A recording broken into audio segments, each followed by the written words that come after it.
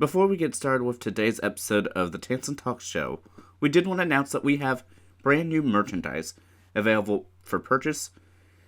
You can find all of our current listings at merch.tanssonmedia.com. We hope that you enjoy the listings that you find, and no worries, there will be more in the future. Thank you all so much for all of your support, and now into this week's episode. You won't want to miss this.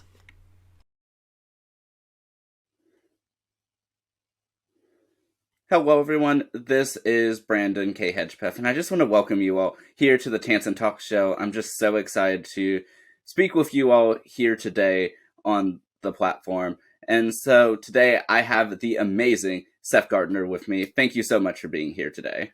Oh, thank you for having me. I appreciate the intro. The amazing Seth Gardner. That's like I feel really special. Thank you. Yeah, well, I'm so glad to have you here. And so first of all, how are you doing today? I'm doing awesome. I woke up and it's raining and I love the rain. So I know most people are like, oh, I'm going to be so sad. But no, it feels good. Like this is my element. I feel like everything's perfect right now. Well, that is pretty great to hear. And, at the end of every, rainstorm, or at least the nice ones anyway, you always get, such a beautiful rainbow. So. Oh, yeah, no, I know. A few weeks back, I looked out my window. I actually got a picture of it, but it was like this huge double rainbow. And I was like, whoa, because they're never clear. It's like one of them is super faded, but they were both like solid rainbows. And I was like, oh my gosh. Wow, that's a rarity right there. And hopefully you were able to capture in picture. Yeah, well, I think so. I'm pretty sure I got a few. I don't know where they went though. That definitely feels extremely relatable. But before we really get started with this conversation, are you able to give us a brief rundown to some of the amazing things that you do and tell us a little bit about yourself? Yeah, so I'm a 3D artist at the moment. I've had, many titles over the years. I started originally with doing like stop motion animation on an iPod that I got for my birthday when I was really, really little. And, slowly but surely got into YouTube and I was like, oh, this is how a camera works. And then from there, I took like a massive break. I don't really know what happened. Like 3 years ago, it's just like I stopped making videos. And I got into CGI, but at first I was doing like After Effects stuff, just compositing like, oh, look, my hand's on fire, just like the most random like stuff, watching tutorials. And then I got into TikTok and I was like showing people, look, I made this thing explode or whatever. And of course, doing that, I'm recommended all these people who are doing crazier things with actual 3D elements. And so I was like, how are they doing this? And I was trying to do it for a long time with After Effects and like, I don't know. Long story short, I ended up having to learn Blender because you just can't do 3D very well with After Effects. And, 3 years later, I'm here today. And I don't know. I like to think I'm at sort of an intermediate level. And that's kind of what my focus has been. Well, that is, yeah, pretty cool. And definitely, like you said in the beginning, you've done a lot of stuff over Yeah. over the years. And so I guess what actually initially got you started with even wanting to do all this? You mentioned, yeah, stop motion. Is that just something that you enjoyed? Oh, okay. So this is also, this is an embarrassing story, but I didn't know how time lapses worked. And I couldn't figure it out because I didn't know the word time lapse. I didn't know what to search, like how to take a time lapse. I was like, how to shoot fast video. And somewhere down that rabbit hole of Google, I found out about time lapsing and how frames work and stop motion. And the reason I was searching for all of this is because I used to draw a lot and I wanted to make YouTube videos of like speed art animations of me like drawing from start to finish, but just all sped up. And that I didn't really have the means to shoot an actual time lapse, like just shoot all video and speed it up. So what I was doing is using a stop motion app that would automatically take pictures every few seconds. And that is what got me into stop motion. That's actually kind of cool. And as someone who very, very briefly, like tried to do like some stop motion stuff, okay. So more or less, to keep the long story short, is that I love Legos and love building them, and so I had a very brief fascination with wanting to, put them together and like record myself doing it. And it wasn't necessarily anything I wanted to publish per se. It's just like I just wanted to see it being built in a super short period of time.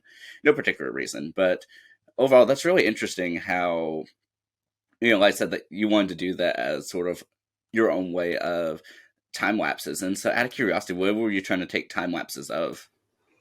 Okay, yeah. So I mean, it started out with art, and then it went into just like using toys, but specifically, this is awesome because you just said this. I was using my Legos, and I was trying to set up these scenes with my Legos, and some of them turned out okay actually, I think, like for how new I was to everything, and I don't know, just I was on an iPod, I had to like shoot it, edit it, export it, and like I don't know. The resolution was really, really bad back when I was doing this. So I think all things considered, they came out pretty nice. But yeah, I started with Legos, and there are some of them up on YouTube still, which is kind of crazy. Yeah, well, YouTube definitely is like the unofficial archive of different parts of your life, or I guess in this case, it's the time lapses of your life, stop Yeah, motion. definitely. Yeah, and so at what point did you begin like progressing from these time lapses and snapshots, like into what you're doing now? Because like you said, it's been a long journey, and I'm sure sort of your mindset to even, I'm sure, from when you started is probably quite different from how how you think about content now.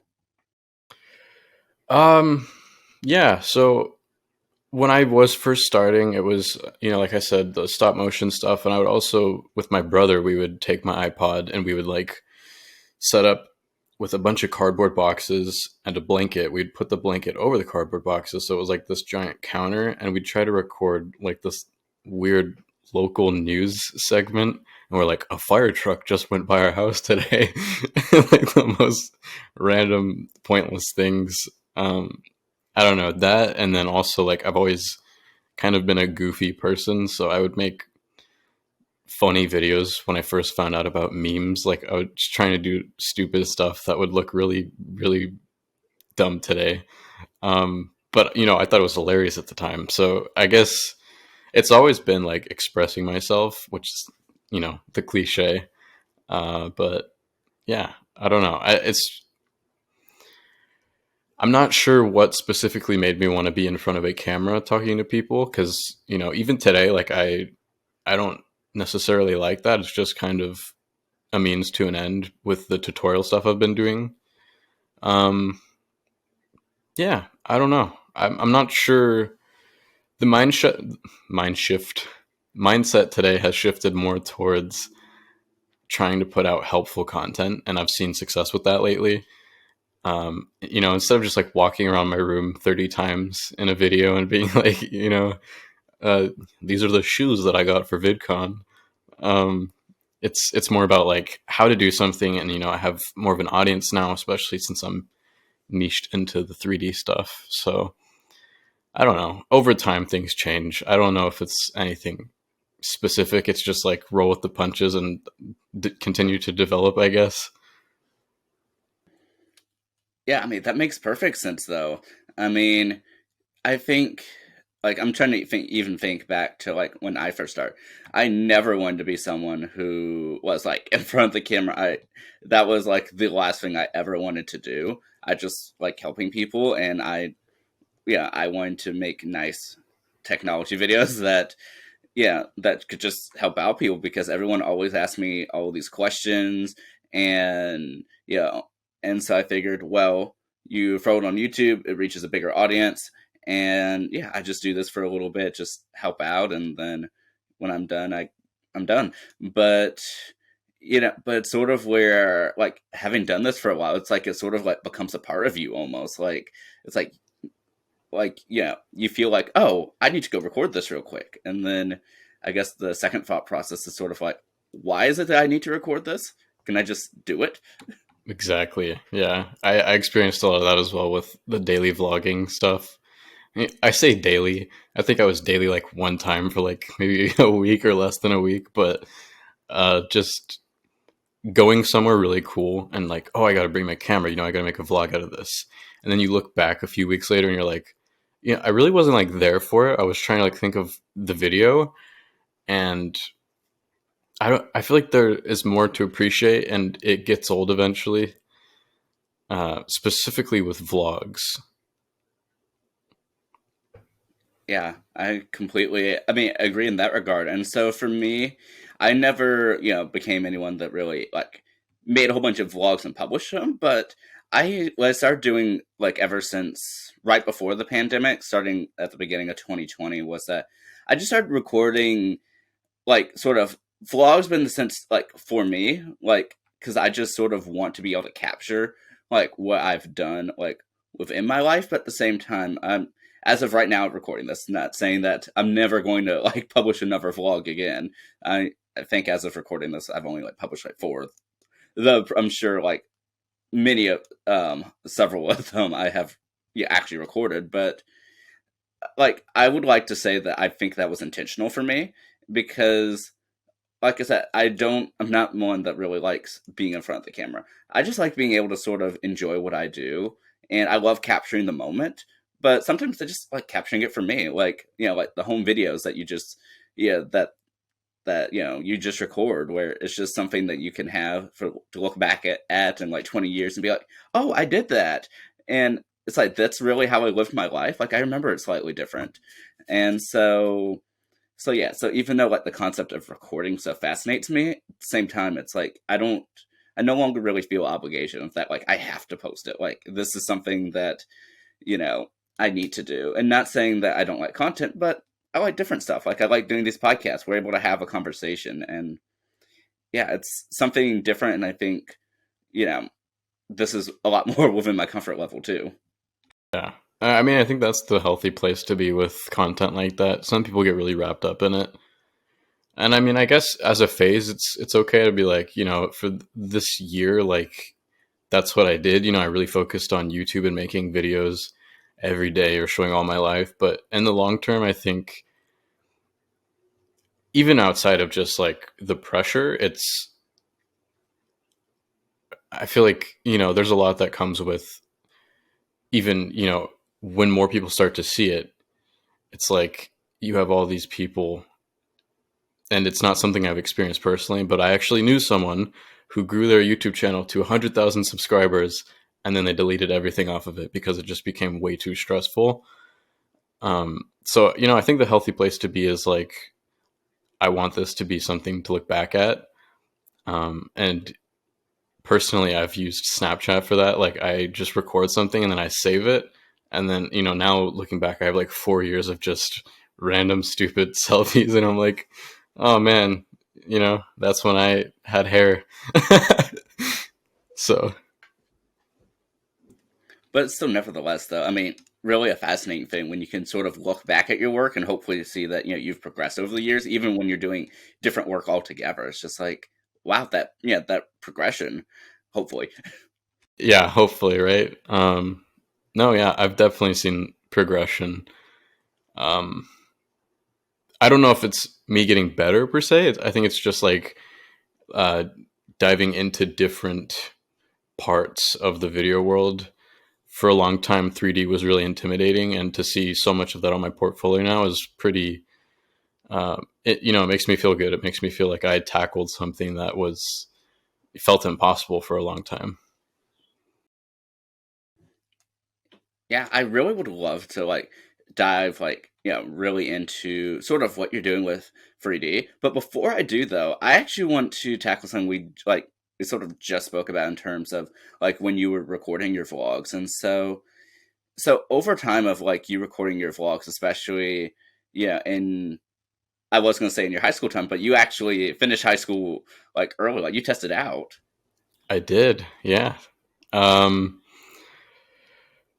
yeah. Oh man. So that was an interesting process. I guess I'll talk a little bit about that. There's a test in California. It's called the CHSPE. I know that's kind of a mouthful, but I believe it's California High School Proficiency Exam. And it's something that's usually taken by actors or people who are trying to like work adult hours, but in high school, because, you know, there's like a limit when you're younger to how much you can work, at least here in California. Um, and I was not having a fun time with school. I also didn't really ever go to like high school full time, so I didn't experience everything. I just felt like a lot of what I was doing was a waste of time.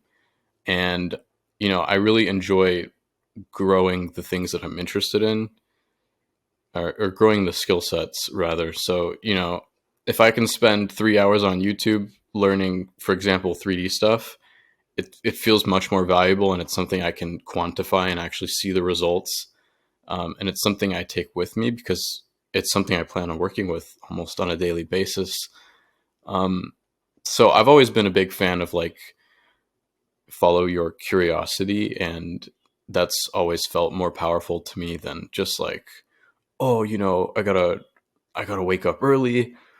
I gotta have a list of things, and like I don't. Obviously, that's powerful, and I'm not like sending any negativity towards people who do that stuff because I definitely make lists. But yeah, I don't know. Curiosity has it's like the thing I feel like if everybody just focused on the thing that gets them hyped, it's like the world would be progressing in a way that doesn't make sense right now because it would just work differently.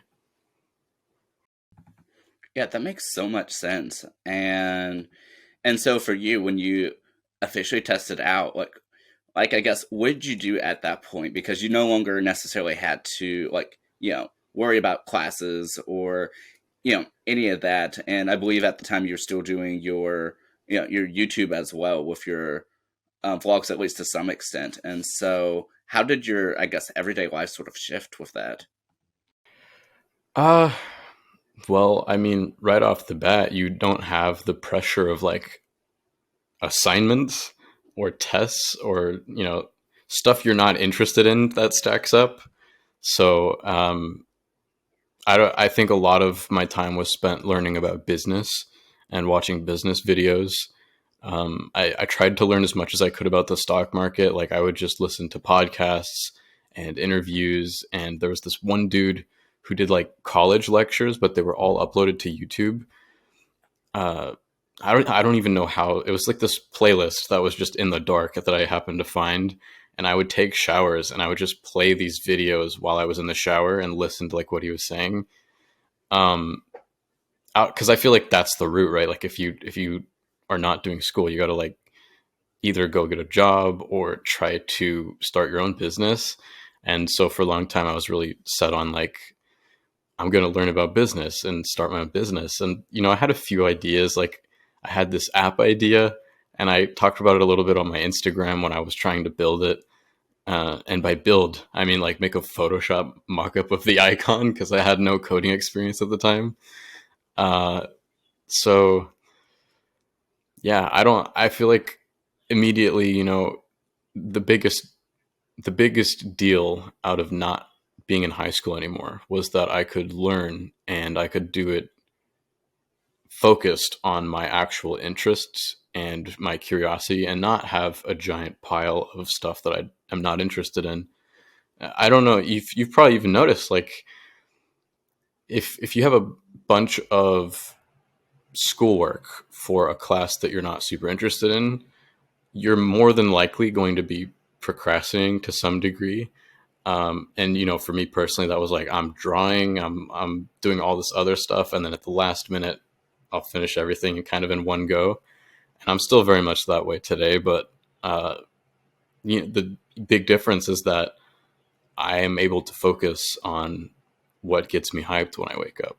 So I there's not I can't say like, you know, right after I tested out of high school I was like, oh, I was making all this money and like I there's this huge shift. It was more just like now I have the time to focus on educating myself in the way that I need to be, or feel that I need to be educated. So yeah, that's the most empowering part of that. Well, I really love that, like that you mentioned that even though you may have tested out of high school, like the formal education, but you didn't start stop learning though. Like you just wanted to more so just shift from learning what was required to learning what you love, what you're passionate in, and and having more time for for yourself and your own your own interests. And so that's really cool that you were able to, like I said, utilize such a like technology and YouTube playlists to, I mean, to learn, because I think those are just so underutilized resources. It's just like we have all of this knowledge at our fingertips. It's just like, why don't we do something with it? Yeah, I the internet is an archive of human knowledge, and it's searchable. And this has been said before, but traditional education was developed and popularized during a time where the internet did not exist. So you didn't have this huge database of knowledge. You could go to a library or something, but you still have to have like the self-starter attitude and like I'm going to search for this stuff, and a lot of people don't want to do that. So um I don't know. I feel like if you have the hunger for knowledge, you're going to be moving at your own pace. And if you want to sit and watch a bunch of videos on 2 times speed, and you can retain that, you're going to be much better off. Because if you're following traditional education and you're going to lectures and everything, you can't be like, hey, talk faster. You know what I mean? You can't. You kind of, there's like a set pace that you have to move at, and for me that feels really limiting. And ever since I stopped doing that, I've been able to accomplish a lot more and continue to impress myself. So Yeah, I mean, that really speaks to sort of how everyone has their own drive, their own motivation, and in our own sense of interest. And so, like for me, like I'm, of course, very much into education, as I'm sure that but what really sort of stuck with me is what you mentioned about the 2 times speed, because I watch everything sped up. And so it was really weird, I guess, going back to synchronous classes where everything is at normal pace because it's just like, not that it's bad, it's just different because I'm not used to it anymore. And right. so it's just like, oh, okay, I need to sort of like, I remember first week I started back with synchronous classes. I said, okay, I'm going to take a week and I'm going to sort of have to relearn this whole process all over again. How do I take notes again? And how do I do this? Just because I sort of had evolved a little bit in how I took notes and how I remembered things. And so, and I miss being able to sort of go back to a conversation and, just press play on it. So it's like, oh, okay, I have to sort of learn in the moment again. Um, but, but overall, I like how you mentioned, like you said, the YouTube, lessons and lectures. And then now, I mean, with your 3D stuff, you've, slowly begin making those yourselves, with showing people how to use Blender. I mean, how cool is that, that you're able to sort of do some of the stuff that you were trying to learn yourself, just a couple years ago? It's awesome. I mean, it's great because as someone who had to learn that way from the start, it's it's powerful because I can take the big problem, which is like you don't know what to search for, and try to make a clickbaity video like that someone will watch. And maybe at first they're hesitant because they're like, oh, this is just another dude trying to sell me some course or something. But it's like I can pull them in and be like, hey, this is that piece of knowledge you didn't necessarily know that you needed.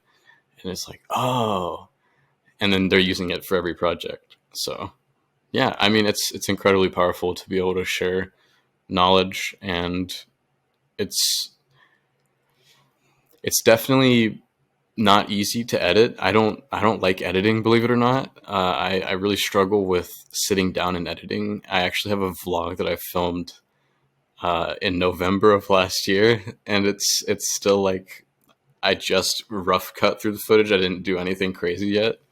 Um, but that's also because I've been very busy. When I was making vlogs all the time, it was like that was all I was doing. That was like my thing. Uh, so yeah, sharing knowledge has been powerful, and through doing that, I've met people that it makes no sense for me to be meeting just because they see a video. And people say it all the time, like all it takes is one person to see that piece of content, and you never realize until it happens like how awesome that is. Um, so yeah, I mean, it's been the most powerful thing I've done since I started doing it. I don't know if that makes sense in terms of connections. Yeah, I completely actually get what you're referring to, and like you said, it only takes the one person to watch it, and even like for me and some of the content I do, it's just like I do it because I love it, I enjoy it, and hopefully someone can take something out of it. It's like it doesn't matter to me whether it's like one person or 100 people, but it's just like if someone got something out of it, great. The time was well spent, and we're all good to go. But I like that you're able to sort of use your time now to be able to do this, help out others, and then also like advance your own creativity and following your passions. So and so and so I guess before I progress further with this, is there anything that you miss from your regular vlogging and your previous other ventures that you have worked on in the past? Uh, there was this vibe that I don't know. When I first met Noah, you know who Noah is. Obviously, you've had him on the show in the past. It was weird because we were. It was like there was this other person for the first time who was also trying to make videos every day. So for a good year, it was like we're pushing each other, and there was this grind set vibe that was just always in the air. It was like drink coffee, make videos, and I missed that. Like I missed the feeling of when all of that was happening for the first time. The sad part really is like looking back and realizing, you know, because a lot of what we were doing is we were making these videos and we would have to get like so much B-roll for what we were doing, and it took so long to grab it that it was like for the majority of this video it looks like we're working, but we're actually just like putting in filler shots of like typing on the keyboard and all this stuff, and it was so time consuming to do that. So it was like, how much are we really getting done that's going to help us? um yeah, sorry, that's kind of off topic, but still sort of relevant to what the conversation is around. um yeah, I don't know, I miss the energy, like the feeling of waking up and having that feeling of like, we're going to make a video today. And I had a chalkboard that was on my wall next to my bed with like this Casey Neistat vlog camera with like the microphone. And, for a long time I was working with this really like low quality camera. So when I finally got my first DSLR, I was like, oh, this is so cool. And, you know, I feel like that's probably where I started to fall off and not upload as much, is when I started getting better equipment. So that's a weird connection to make. It's just, you would expect to like, I'm getting better equipment now, I'm going to be just doing the same thing but better quality. But there was this fall off of like, I'm uploading less and I have better gear. Like I don't know that it made a huge difference. So working with the tools you have, even if they feel super primitive, it's like if you have the drive, I feel like that's the important part, because you can have the means to make something all day long, but if you're not actually motivated to, it's like, why does it even matter that you have all this crazy gear? Yeah, and yeah, and really taking what you said though about like upgrading the equipment, getting better quality, but yet having less of a passion for it. What I actually like very much relate to that, in the sense that like I was even thinking like for me and everything I'm doing is that one of the reasons I started this is just because I was having fun with it and having a passion for it, but sort of repeatedly like upgrading everything and sort of, yeah, I guess changing it makes it almost more from shift from a I'm doing this for fun and I'm doing this because I have to, in the sense that it's just like it's changing like your passion into like a job, and not every passion necessarily can or should be like translated into like that type of job. And I mean that's okay, it's just sort of like figuring it out early before it burns you out. Yeah, I totally agree with you. Not every passion should or even can be a job. It's just, something's got to be reserved for like when you get home. Um, I can definitely speak to that more now with the 3D stuff because the past few months I've been doing much more freelance work. And, I love 3D, but I've noticed as I'm doing these projects for other people and they're taking months and months of my time, it's like, I, by the time I finish it and I've put in like 10 hours in a day, it's like, do I really want to go and work on my own project now? Or do I want to just like, take a nap or something? You know what I mean? Um, yeah. I don't know. Yeah, I mean I definitely get that. And yeah, like, but when you were first starting to work with, with these clients and doing the freelance work, like, how was it for you sort of knowing that, yeah, you were able to do this, able to accomplish this, use your, the lessons that you learned from online and actually like professionally do work for people? It it's not something I think about all the time, but I'll be in the middle of a project and it'll hit me and I'll be like, this, like, I was intimidated by this. I touched Blender like one time when I first met Noah because I was trying to make an intro and it was the most confusing thing in the world to me. So I don't know, to go from that to like, people are telling me what to do and I can make it happen is, it's the weirdest feeling when it just hits you. Yeah, I definitely get that. Like, you might be in the middle of something. It's just like, wait, how did I end up here? Like, Exactly. like, is this supposed to be me? And were they looking for someone else? I don't know. I mean, but you did it though. Like, you were able to make it there, and I mean, yeah, like I said, kudos to you. You've been working hard for past several years, for as long as I've been following you online, and I mean, this is where you are now. Thank you, bro. Yeah. That's why I haven't been posting on my main Instagram. I know you like I have another account that I can't really talk about the projects I'm posting there because they're just not like, otherwise I would post them on my main account, but I don't know. Yeah, I'm kind of in that weird phase of like I'm actually busy. It's not passion projects, it's trying to take the thing that I've been doing and, cuz I do enjoy it still. It's just like, I want to be enjoying my job, so I try to surround as much of my work in that within that as possible. I don't that sentence didn't make any sense, but I think you get what I'm saying. Yeah, I do. And you briefly touched on that, that with all of these projects, as much as you enjoy them, that they are sort of taking up your time and sort of taking you away from, I guess, some of the projects you're a little bit more passionate about. And so I guess how do you see yourself sort of progressing over the course of this year, 2023? And and like, are you going to continue doing these these freelance projects to like gain experience, or do you want to sort of dial it back and work on your own projects, or somewhere in between?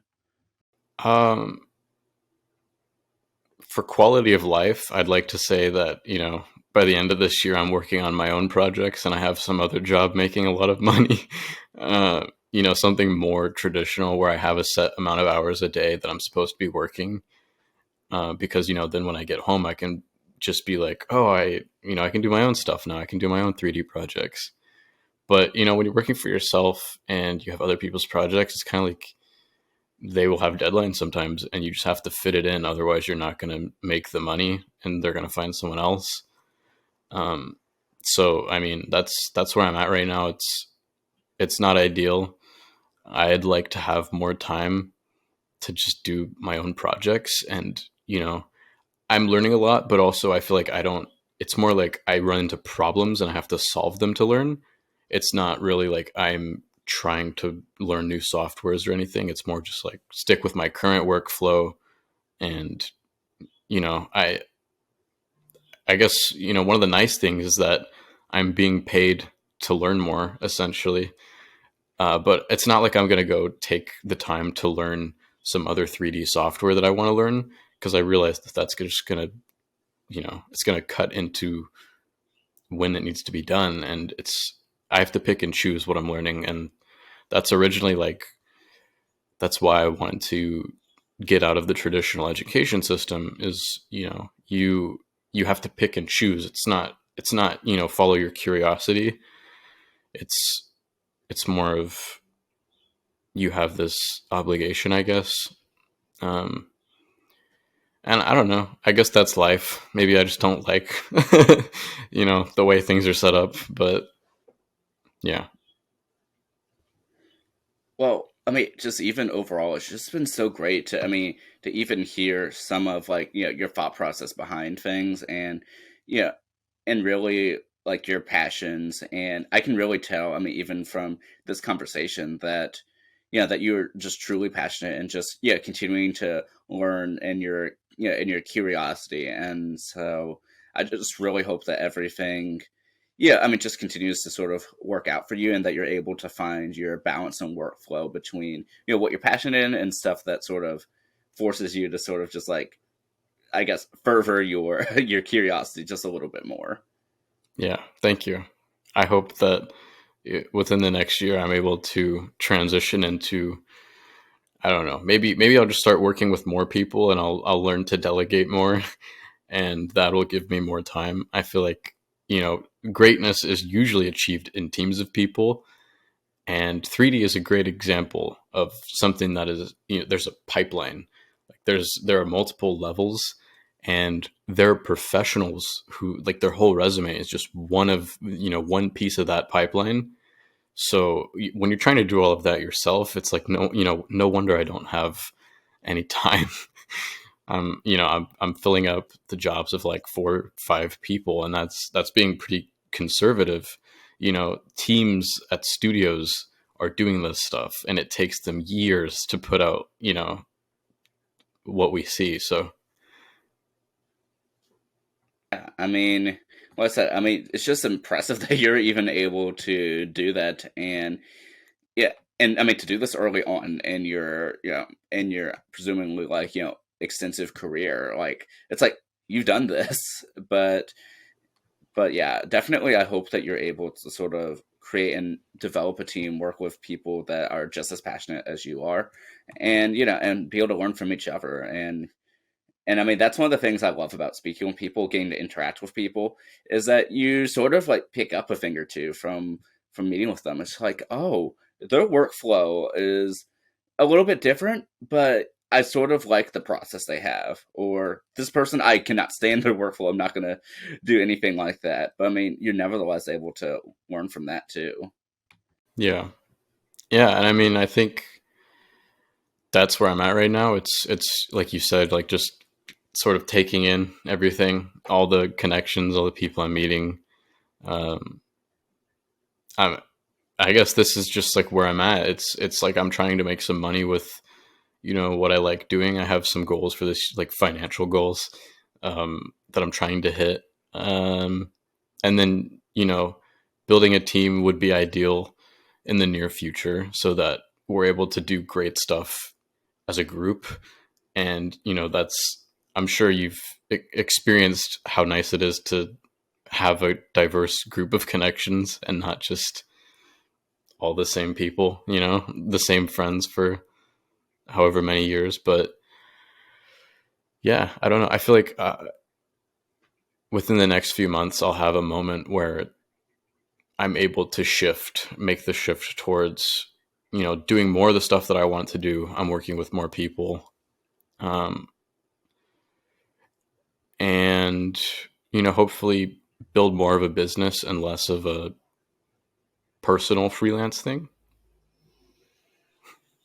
Yeah. That's what I do. I have a personal freelance thing. Well, don't we all? Yeah, exactly. Yeah, yeah. That's one of the nice, fun things about having a passion that you've been working on for a long time, and developing it to a business. But then when you're in that weird in the middle sort of thing, it's just like, yeah, this is what I do. Slash, this is what the company does. Sort of, Hmm. just a little. Yeah. But yeah, but I mean, I've just, like I said, I've just so loved and enjoyed, yeah, this conversation thus far, and yeah, I very much appreciate you, coming on and officially getting to, to meet you and just really like hear what you're passionate in. Yeah, it's great to finally talk to you. Uh, you're a really cool person, and it's just I don't know. It's totally different actually having a conversation with someone versus through the text messages. So I can tell you're very passionate about what you do as well. Thank you so much. I greatly appreciate that. You're welcome, bro. You're welcome. Yeah, and is there anything else? I guess while we're here and wrapping up, is there anything else that you would like to, to share on here while we're speaking here today? Ah, uh, yeah. Of course, this is the moment nothing comes to mind. I don't know. I'm not sure. Yeah, it's I don't know. I wasn't sure, what we were going to talk about initially. It's just kind of flowing with the conversation. I don't have things like planned out or anything. Yeah, well, I mean, that's actually the way. I mean, I love to do it. Like, I always have a couple of central thoughts and questions. But I mean, at the most part, I just like having it flow with the conversation, really see where, you know, where people are now, and then sort of how'd you even get to where you are now and what you're thinking about doing in the future. And I mean, overall, I'm just very excited to continue sort of following your journey for this. And speaking of which, if anyone would like to follow you on online, where's the best avenues to do so? Um, on almost every social media platform, it's at Seth N Gardner, and yeah, I mean, you could probably just type in Seth Gardner and it'll come up within the first few people, but yeah, it's the one with all the 3D stuff on the portfolio or the page usually. Um, yeah, that's where I am. Well, overall, I hope everyone who is watching or listening today definitely go check out all of Seth's amazing work. And yeah, and so before we close out, which first of all, of course, that you're always welcome here. If you ever think of anything else that you would like to discuss, because yeah, I've, like I said, enjoyed this conversation, but to close out, for anyone who is listening here and is inspired by what you said to sort of follow your curiosity, what do you have to say for those people? I would say that when you're making, as long as you have the drive and you're taking steps as often as you can, doesn't have to be every day, but if you're taking steps, the small progress adds up, and I am the product of that.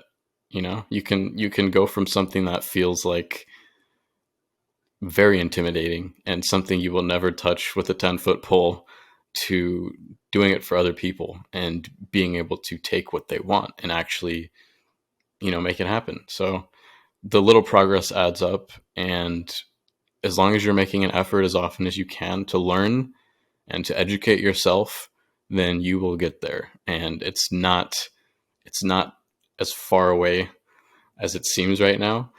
Every single person you look up to or you've heard of that you admire, they were in the same boat as you. And everybody starts off in more or less the same place. They have to educate themselves, so you will get there.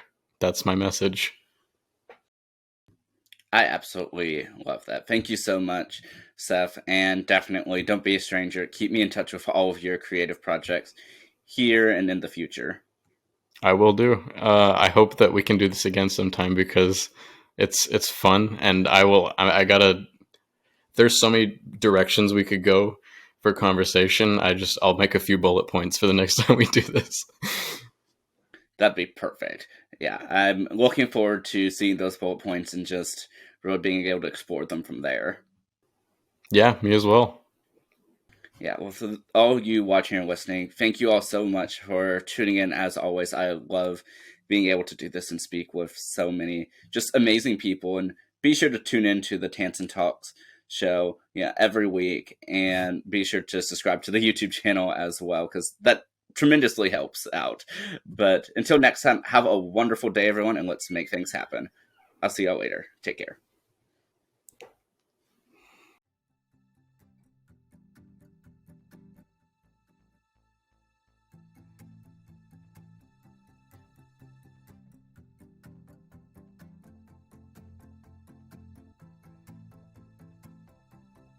Are you interested in having your own podcast station? Well, be sure to check out our sponsor, Podpage, for all of your podcasting needs to help promote your podcasting journey.